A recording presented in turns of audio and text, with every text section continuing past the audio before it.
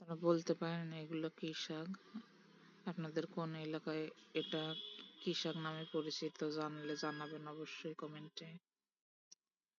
আমি কড়াইটা গরম হলে তাতে এখন এই পুঁটি মাছগুলো ভেজে নেব। পুঁটি মাছ লবণ, হলুদ, শুকনো মরিচ দিয়ে মাখিয়ে নিলাম।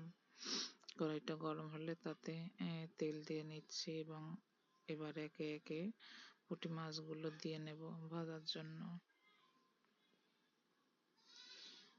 এই পুঁটি মাছ গুলো ভাজা খেতে অনেক মজা লাগে, কিন্তু আজকে আমি পুঁটি মাছ দিয়ে রান্না করব আলু এবং নোটের শাক।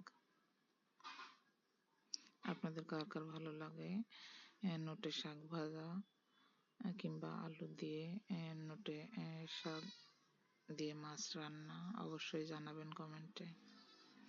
আর মাছগুলো একপাশে ভাজা হয়ে গেছে, এবার উল্টে দেব। দেখতেই পাচ্ছেন মাছগুলো প্রায় ভাজা হয়ে এসেছে, এবার তা নামিয়ে নেব।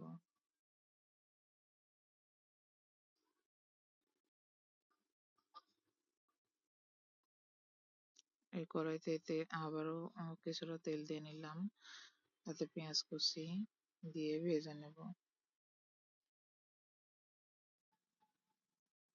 পেঁয়াজটা একটু ভাজা ভাজা হলে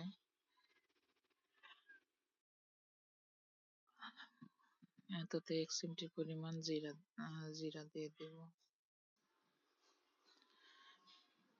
আমি বাটিতে আগেই মশলাগুলো দিয়ে রেখেছিলাম সামান্য পরিমাণ পানির সঙ্গে, তা ঢেলে দিলাম। এখন মশলাটা কষিয়ে নেব। এতে ছিল পেঁয়াজ, রসুন, আদা, জিরা বাটা, ধনিয়া গুঁড়া, হলুদ গুঁড়া, অল্প মরিচের গুঁড়া এবং লবণ পরিমাণ মতো।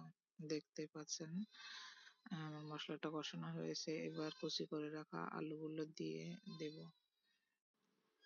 মশলার কিছুক্ষণ নাড়াচাড়া করে তাতে আমি নোটের শাকগুলো আগে কেটে বেছে ধুয়ে রেখেছিলাম দিয়ে দেব এবং একটু নাড়াচাড়া করে দিয়ে তাতে পরিমাণ মতো পানি দিয়ে দেব।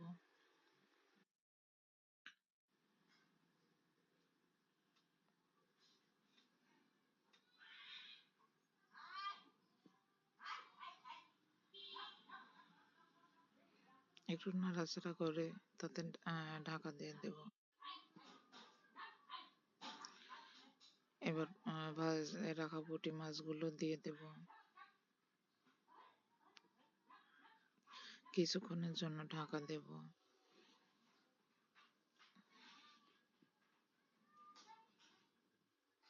দেখতেই পাচ্ছেন আমার তরকারিটা প্রায় হয়ে এসেছে। আমি একটু নাড়াচাড়া করে নেব এবং